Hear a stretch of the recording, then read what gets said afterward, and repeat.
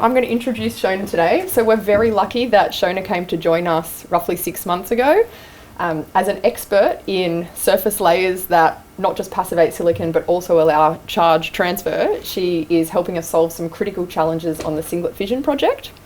She's come to us from University of Oxford, where she completed her PhD, or DPhil as I think you guys call it there, under Associate Professor Sebastian Vanilla in the Materials Science group. And today she'll be talking to you about her PhD research on Hole-Selective passivated contacts, which, judging by the audience here, and we know the rapid uptake of TOPCon, I'm sure it's of interest to many people. Thank you. Thank you very much. So yes, I'm Shona, for those that I haven't met, and today I'm talking about my PhD work on alternative dielectrics for hole-selective polysilicon passivating contacts. So this talk's kind of split up into two main parts. The first sort of half is talking about what are these polysilicon contacts and the current limitations with silicon oxide, which is why I've therefore looked into these alternatives of silicon nitride and aluminium oxide because of their potential benefits. The second half, I'll go on to how I've actually fabricated and tested these structures, but we'll have more on that later. So, as Ali already mentioned, these TOPCon solar cells are rapidly taking over as the dominant force in silicon solar cell technology. And in the recent ITRPV report, it shows that this year they're actually overtaking PERC as the more than 50% of the world market share. And this also shows that we see this tiny sliver in the bottom left of the aluminium BSF is actually finally sort of leaving production. And the reasons for these sort of change in technology from AL-BSF to PERC to now TOPCon is all to do with how we contact the silicon to our metal. So for aluminium BSF, where we sort of all started, we used this full area metal contact on the rear with these local contacts on the front. And this was a nice simple structure to fabricate, which was great at making our silicon cells cheap. However, everywhere in our silicon cell where we have a direct metal to silicon contact, this has a high number of defect states and a large amount of recombination. And this limits the efficiency that you can achieve with this cell structure to around about 18%. So this is where PERC came in, which was famously developed here at UNSW. And what they did was they removed this full area metal contact and instead had local fingers on the rear as well as on the front. This reduction in the contact area can achieve much greater efficiency potentials, reaching about 24–25%. However, there's a limit to how far we can take this idea. There's a sort of manufacturing limit of how thin we can make our fingers, and then the sort of cell limit of how far apart we can space these fingers while still enabling good current extraction. So that's where we then have this sort of next step of technologies with TOPCon and also silicon heterojunction, which we see here. And these technologies move on from the sort of PERC structure to provide passivating contacts. So here we completely remove the area where the metal contacts is the active area of our silicon device, and instead we have these interlayers to provide passivation. So in the TOPCon case, we have this thin silicon oxide, and this provides passivation while still being sufficiently conductive to allow our charge carriers through it. And in the TOPCon structure, we cap this with a highly doped polysilicon, which provides lateral transport to our contacts. So that's great. Now we see this TOPCon structure has been very effective, hence why it's now dominating the world market. But what comes next for TOPCon? Where do we go from here? And the obvious thing looking at this diagram is that we've still got these direct metal silicon contacts at the front of our cell. So sort of first thing you might think of doing is, okay, we've got this great silicon oxide polysilicon contact on the rear. Let's stick this on the front as well. And now we've got both sides contacted and we can achieve even higher efficiencies. However, there's a couple of problems with this, and the first is that these hole-selective contacts have been less effective than the electron-selective contacts when we're using silicon oxide. And there's a couple of key reasons for this, which I'll go on to in a second. There's first a sort of side note is that this cell structure I've drawn here is is not really the ideal structure because there's some parasitic absorption which occurs in the polysilicon.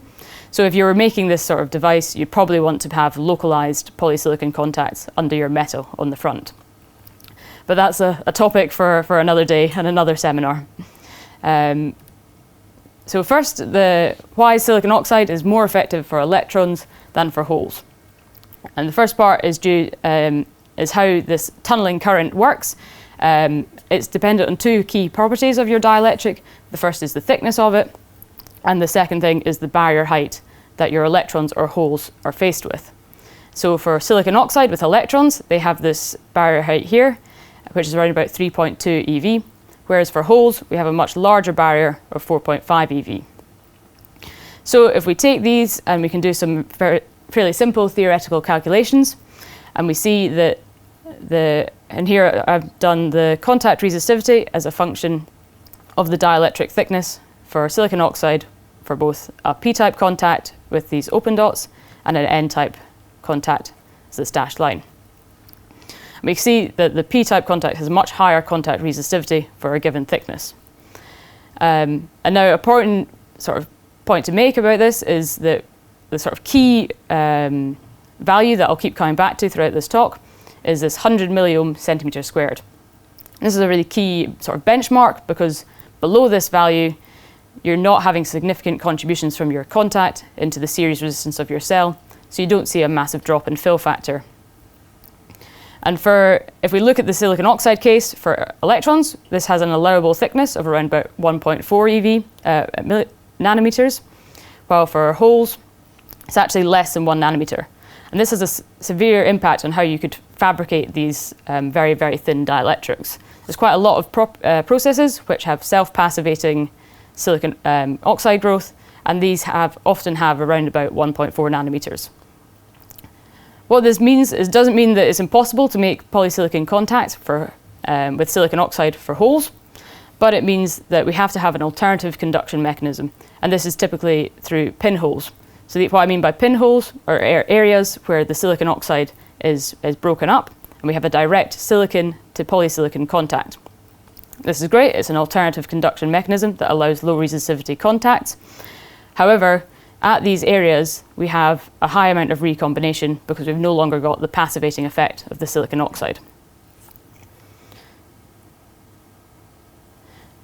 So the next part of the limitations of silicon oxide is to do with how the differences between how boron and phosphorus interact with the silicon oxide. The boron is much more soluble, which means that it has a much deeper diffusion into the silicon, and it also introduces additional defects in the silicon oxide itself, which results in a higher density of interface states, and therefore the silicon oxide is less effective at passivating. And this was shown really nicely in a recent SPRI seminar by Dan McDonald, where we see these atom probe images of our phosphorus and our boron polysilicon contacts. And we can see that the phosphorus builds up behind the silicon oxide, resulting in a nice steep diffusion profile without excessive diffusion into the silicon. Whereas the boron, it does not get blocked in the same manner, which results in these very large diffusion profiles and adds to this Auger recombination. And then this plot here, we have a sort of sneak preview to some of the benefits of the nitride. Here, Feldman added some nitrogen plasma to his oxidation process and found that this actually was very effective at blocking the boron diffusion. So now onto the main benefits of silicon nitride and aluminium oxide section. So the first is how do these dielectrics compare for the valence band offsets compared to silicon oxide. So so I did some XPS measurements to determine this, and really found that the silicon oxide has this very high valence band offset, while ALOX is slightly lower, sort of similar to the silicon oxide electron case, and silicon nitride actually has an even lower valence band still. And so I could take these measurements and add them to my tunneling calculations. And now we see that the ALOX indeed has a very similar tunneling resistivity, while silicon nitride has this even better case where we have a greater allowable thickness to obtain purely tunneling contacts.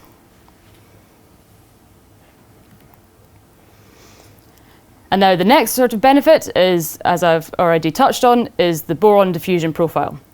So I took my contacts and I did this ECV doping profile, and here we have the concentration of boron as a function of the depth. So we have our polysilicon here, then we have our dielectric, and we have the diffusion into our silicon wafer.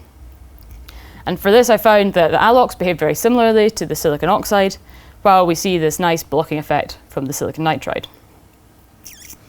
So from these first two parts, we think, great, silicon nitride has this really low valence band offset, and it also has this boron blocking. That's perfect. Why are we even bothering thinking about ALOX at all? And the reason for this leads on to the sort of third part of the benefits, and that's the fact that these ALOX and silicon nitride dielectrics, also, as well as providing passivation by reducing the density of interface states, they also have this fixed charge. And so here we have the ALOX with its negative charge and silicon nitride with a positive charge. And to really understand why this is important, we first need to have a bit of a review of how these dielectrics passivate the silicon surface. So this is our silicon band diagram, and we have our sort of bulk silicon here with no states in the band gap. However, when we move towards our surface or an interface, we have the discontinuity of the silicon crystal, which results in these allowable energy states within the band gap.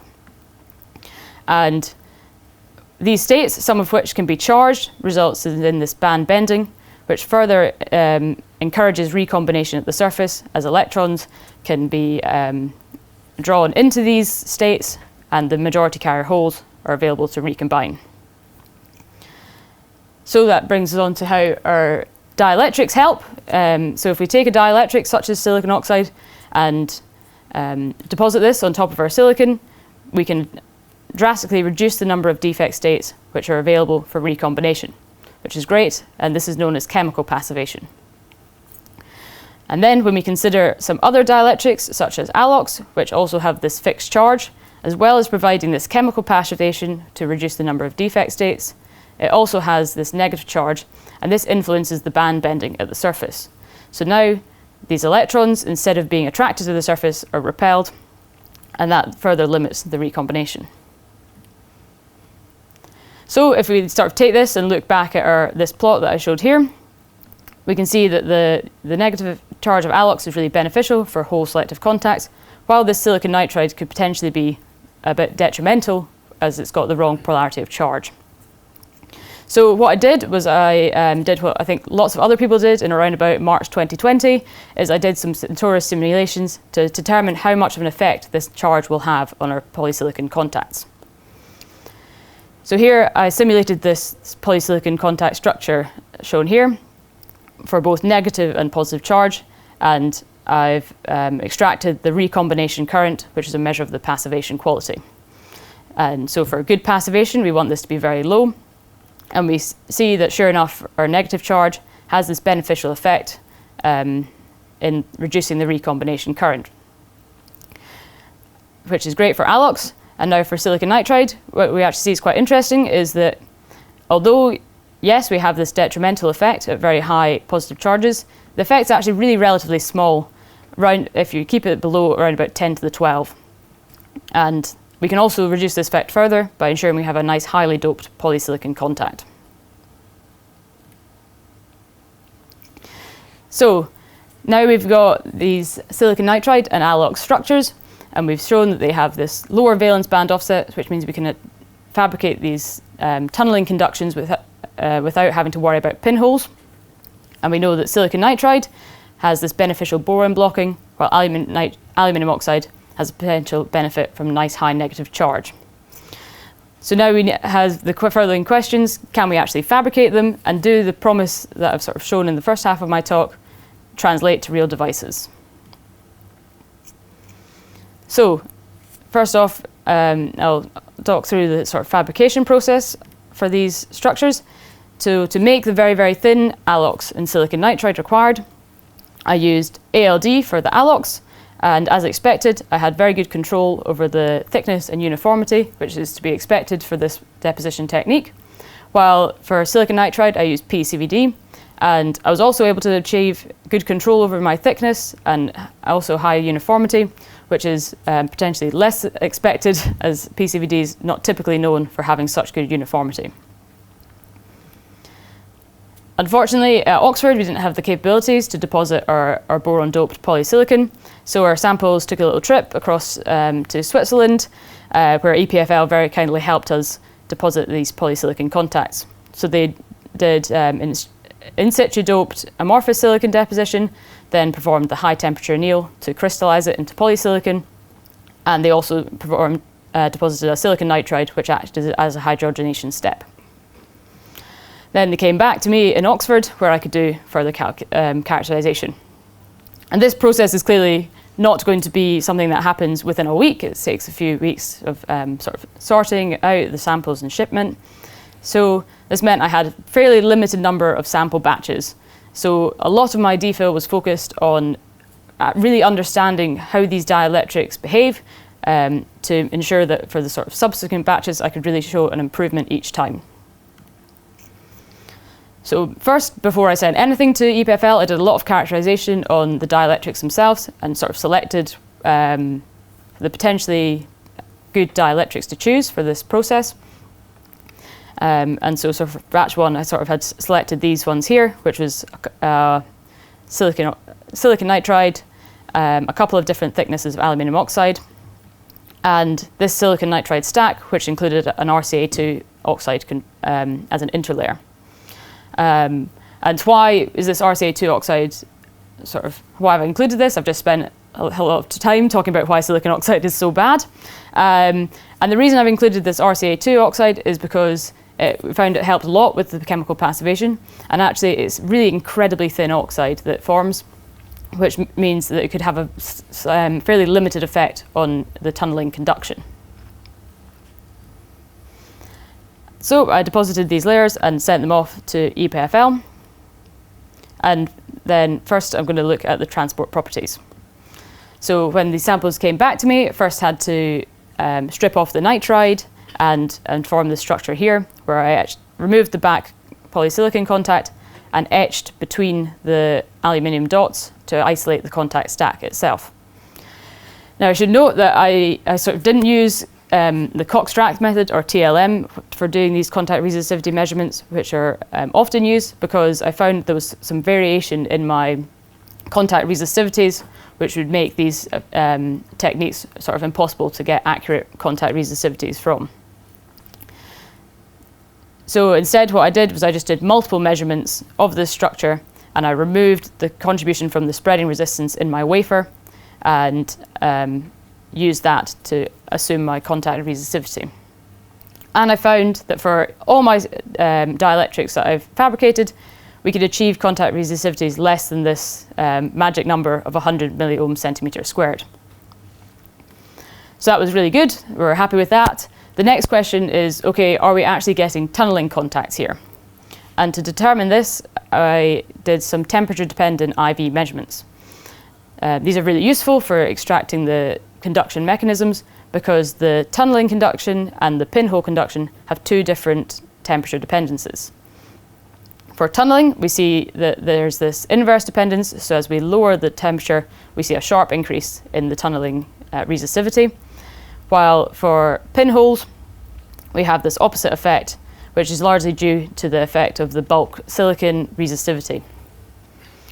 So I performed these measurements on my samples, and we really found that we have very nice, clear examples of pinhole conduction for all my different dielectrics. So at first we were sort of a bit thrown out by this. It was sort of not exactly what we were expecting. But then if we think about it in a bit sort of more detail, these all had the same anneal, which has been optimized for the silicon oxide. And because the silicon oxide needs to have these pinholes, it's not hugely surprising that these other dielectrics also form them. So I then took one of the example of this 3-second silicon nitride layer and looked into a bit more detail. Oh yeah. But first, I was able to actually fit these resistivity curves and determine an approximate pinhole density. And they are actually very high pinhole density, which is sort of suggests that there might be an effect on the passivation quality because of the area that you have of direct silicon to polysilicon contacts.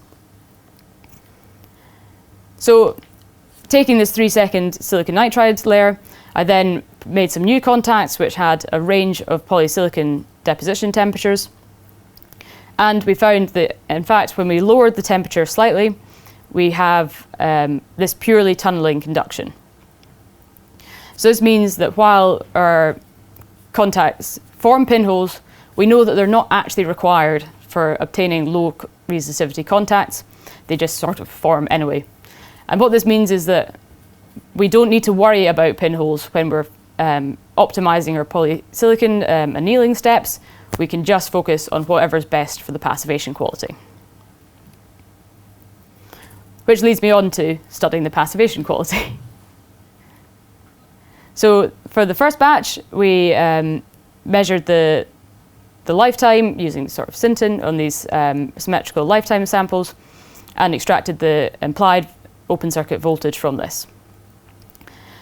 And we can see the sort of initial results were not hugely promising, where our silicon oxide control was much more effective than our silicon nitride and RCA2 oxide. And actually, from this graph, we're missing our aluminium oxide samples, and that was because they were too low to even measure.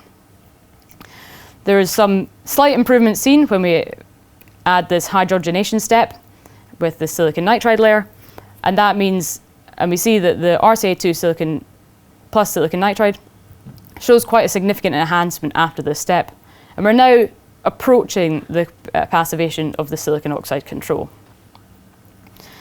And so yeah, so that was where we were in terms of our passivation, and we now need to work out why we're seeing this sort of reduction in passivation quality compared to our silicon oxide. The first reason came to us fairly quickly when we did some PL measurements on these wafers, and we could see we have some significant uniformity issues of these samples. The silicon nitride is in fact a full wafer, however only part of it was actually passivated at all, and as well this RCA2 plus silicon nitride shows severe non-uniformities. However, if we take our glass half full approach, what we do see is that in some areas where we are achieving our good passivation, we're actually matching that of around about the best passivation quality of the silicon oxide. So we took that as sort of a fairly positive thing. If we can improve our processing to up the uniformity, we have the potential to match these silicon oxide layers. The next thing that's important with sort of understanding why we're seeing these differences is actually characterizing the charge and DIT of our dielectrics. This plot here, which is a really nice reference for us, was designed for thick dielectrics. So we need to understand, do the properties of our very, very thin dielectrics also sort of share the properties of the bulk films?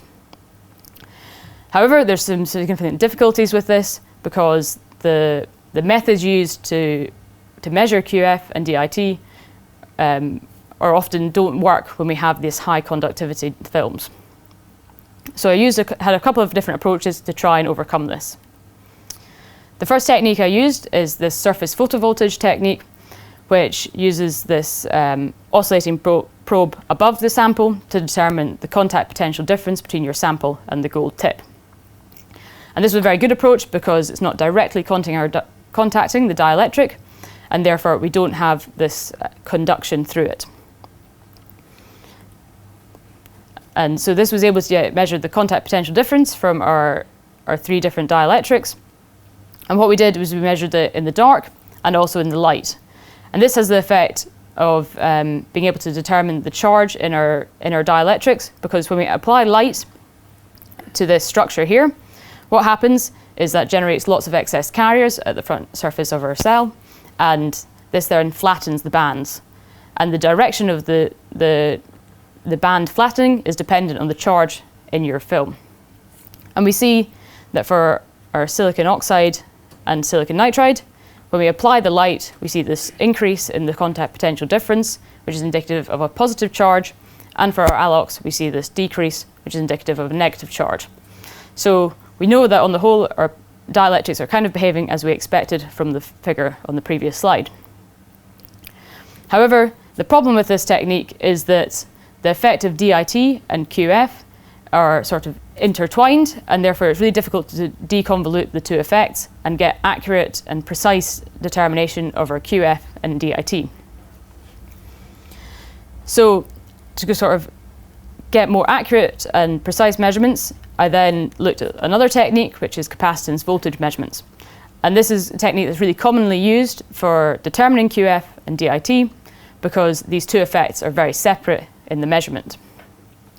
So for our capacitance voltage measurements, we measure the capacitance as a function of this applied voltage, and we expect to see this nice S-shaped curve where we have a high capacitance when the semiconductor is in accumulation under our dielectric, and a low capacitance when we're in depletion. And this is great because when we have a fixed charge in our sample, this shifts the whole curve left and right, while when we have a change in the DIT, this changes the slope of the transition between accumulation and depletion.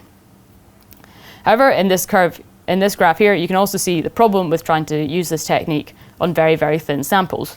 While in depletion, we can measure a nice capacitance. As soon as we start accumulating charge beneath our contact, it becomes very, very conductive and leaky, and thus prevents us from obtaining an accurate capacitance measurement. And therefore, we can't then fit and extract the QF and DIT. So to overcome this problem, I developed this adapted capacitance voltage analysis, where I took my very thin dielectrics and I capped them with a PCVD silicon oxide. And so this oxide was deposited, and the real benefit of this technique is that this capacitance measurement is incredibly sensitive to the silicon dielectric interface, and is not too concerned about the rest of the dielectric. So this PCVD silicon oxide can provide this insulation without having a significant effect on the dielectric silicon interface. Then deposited some contacts and measured these films, and I was able to obtain high quality CV measurements for all my dielectrics. And here I showed in these black lines that I was able to do theoretical fits of these, and I was able to obtain the charge and the density of interface states for these dielectrics. And there's a couple of things that I sort of took from this. The first is that our silicon nitride has actually got a very similar charge to the silicon oxide, which is good. And although this increases slightly for when we add this RCA2 interlayer, we can see the effect that it has on reducing the density of interface states, and we're still around about this 1e to the 12. While for aluminium oxide, we see that we have this negative charge, and we also see that adding this RCA interlayer to it has a significant enhancement in this negative charge. So if we refer back to the graph I showed earlier with these simulations, we can see that for our ALOX, we're in this region where we're beginning to see a nice, good enhancement for our negative charge, particularly for slightly lower polysilicon doping levels. And for silicon nitride, we're just on the cusp of it potentially having a slightly detrimental effect, but we're not too significant yet. So that was batch one. We've gone through quite a lot of processing and characterization of the transport and passivation qualities. So what have we actually learned from this? The sort of key things we've learned is that we can fabricate these tunneling contacts with these dielectrics. We've shown that the silicon nitride indeed blocks the boron, so it potentially has more optimum diffusion profile.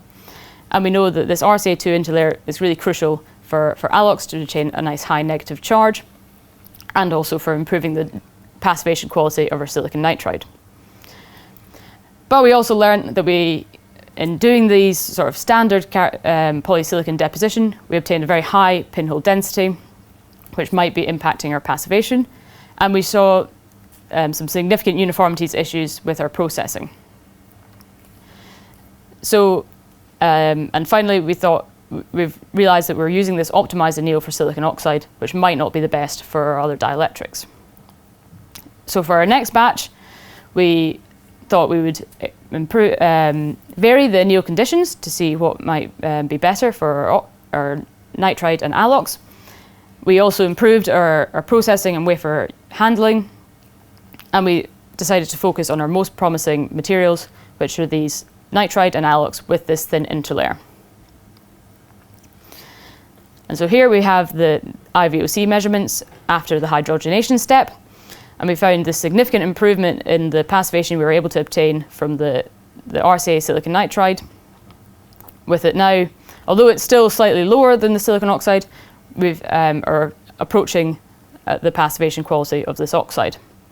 And when we looked at the PL, we saw a rather encouraging process where we do indeed have much better uniformity.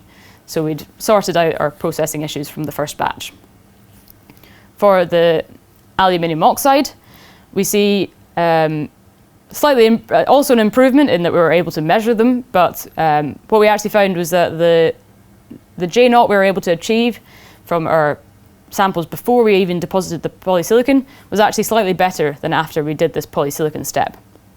So there's clearly further work that's required in optimizing our polysilicon processing to be able to sort of use this benefit we see for the alox into the full device structures. So finally, I've sort of shown you where I got to with fabricating my contacts. How does this sit with comparison to other work in the field? So if we look at our samples, which are these dots compared to the crosses, first off, we were able to obtain silicon nitride contacts which were actually better than anyone else had achieved using these nitride-based structures. Unfortunately, with our second batch, there was some a slight increase in the resistivity that we measured. So, but we're confident this was largely due to this transport between depositing the very, very thin dielectrics and the polysilicon. So we're pretty confident if we could sort of streamline this process and do some further optimization, that we should be able to obtain the resistivities we saw in the first batch with the improved passivation we saw in the second. For the alox, we see that we're yet currently slightly behind these other literature works, but it does show that it is possible to obtain these really, really good J0 values for the alox in the polysilicon structure. We just need to optimize our recipes a bit further. And finally, if we look at the sort of other silicon oxide hole contacts, we do see that there are a few studies which show better recombination or lower recombination currents than we've achieved. But it is sort of important to remember that the sort of vast quantities of studies on the silicon oxide far outnumber the very few on these alternative dielectrics. And within just a couple of batches, the improvement we saw and the sort of potential for further improvement mean that there is still a long way to go to improving these nitride and alox-based contacts. So today I've sort of discussed why the nitride and alox are potentially useful alternatives to silicon oxide for these hole-selective polysilicon contacts. Spent a lot of time talking about these sort of methods for characterizing the charge and density of interface states for these very, very thin leaky dielectrics. And I showed that in sort of very few sample batches, I was able to obtain good improvements for both the nitride and the alox. So while we're not yet beyond the silicon oxide case, there is a lot of potential for these alternative interlayers. And finally, I'd just like to thank the team at Oxford, particularly Sebastian and Peter, my supervisors, and all our collaborators which made this work possible, including a few familiar faces for those from SPRI. And finally, a big thank you to SPRI and the Omega Silicon team for welcoming me in the last 6 months. Thank you.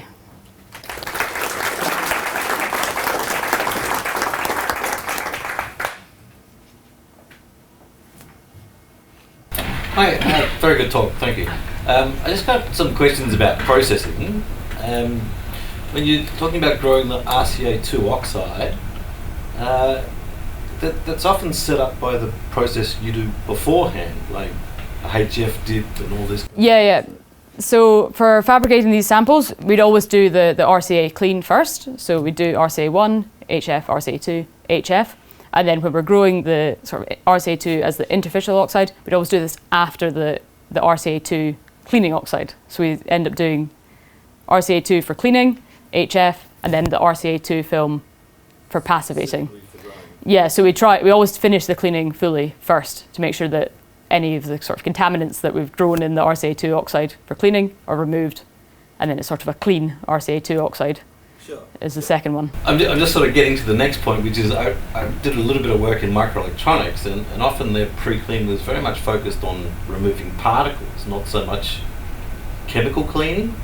So if you don't have like a particle testing tool, or if you do, then you might be able to line up where the particles were with where the pinholes are.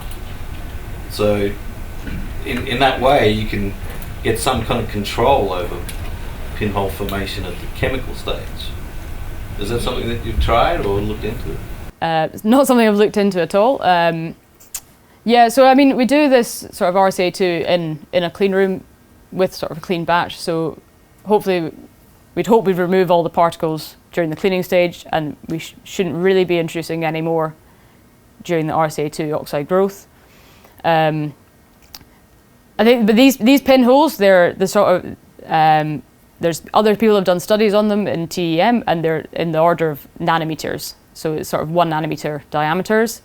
So it's much, much smaller than any sort of particles of dust and things that you see. Yeah, thanks very much for your very good presentation. Shona, have you had any comparison between RCA2 oxide and furnace-grown dry oxide? So I focus on RCA2 as the interlayer, specifically because it's able to obtain really, really low thicknesses. So there were some studies that were done on various different chemical oxides, and I think they included thermal as well. And they basically found that the RCA2 was the sort of best for obtaining a very, very low thickness while still obtaining a reasonable passivation. I think for the thermal, it's very difficult to keep it quite as thin. I know that for the silicon oxide contacts, thermal is often best for obtaining passivation if you're just using the silicon oxide.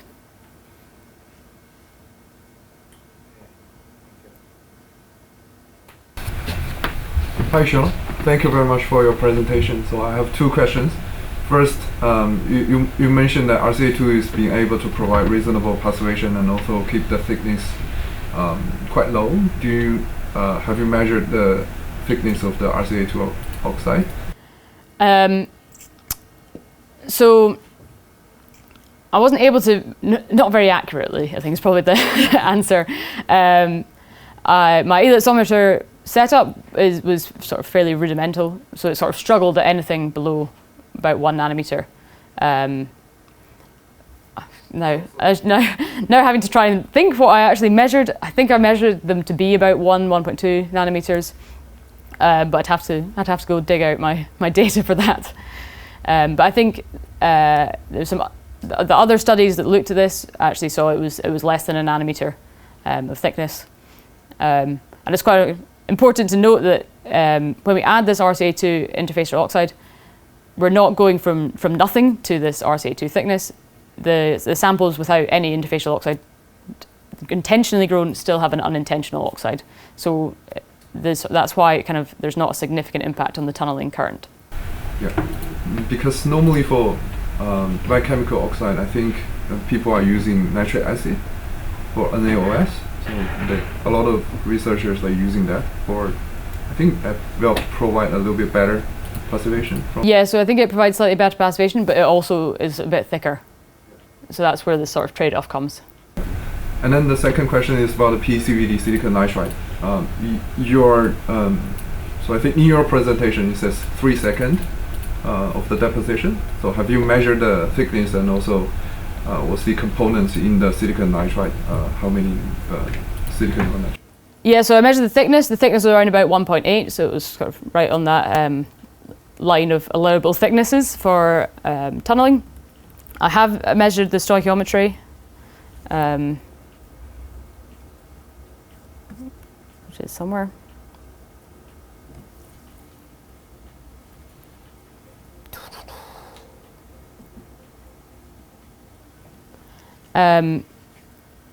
Yeah, so I found that the stoichiometry is actually, incredibly silicon rich, silicon nitride. It's round about, we're seeing when we had this RCA2 interlayer, we have, incredibly little nitrogen actually is deposited, but it seems to be enough to still enhance this boron blocking effect. Yeah, so I think after the Institute of Amorphous Silicon deposition and then aligning it, maybe the interlayer together with the oxide and the PCVD silicon nitride, it forms a silicon oxide nitride, maybe, yeah. Yeah, it's quite likely that these are no longer two separate, fully separate layers by the time, I mean, especially after the polysilicon is deposited, it's very likely it becomes an oxynitride layer. It's quite interesting, thank you.